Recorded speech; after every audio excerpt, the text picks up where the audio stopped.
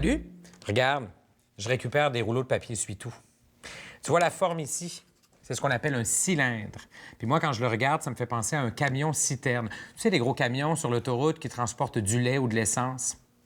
Quand on prend le temps de le regarder dans cet angle-là, mon cylindre, on voit bien l'ouverture ici. C'est comme un rond et ici seulement une courbe.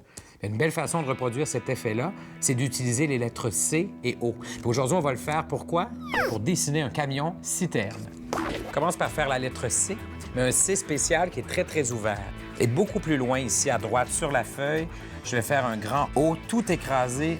Ensuite, je vais relier le haut de mon C avec celui de mon O, puis je vais faire exactement la même chose en bas.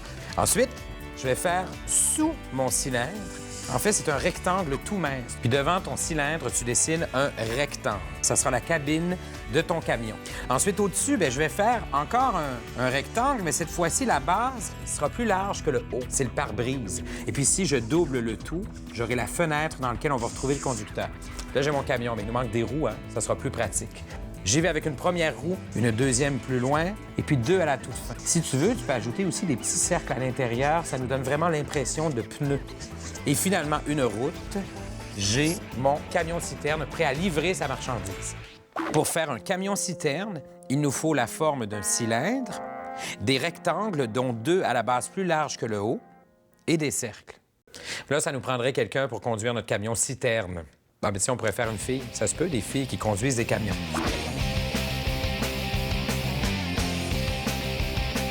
Et voilà, notre conductrice est prête à faire sa livraison.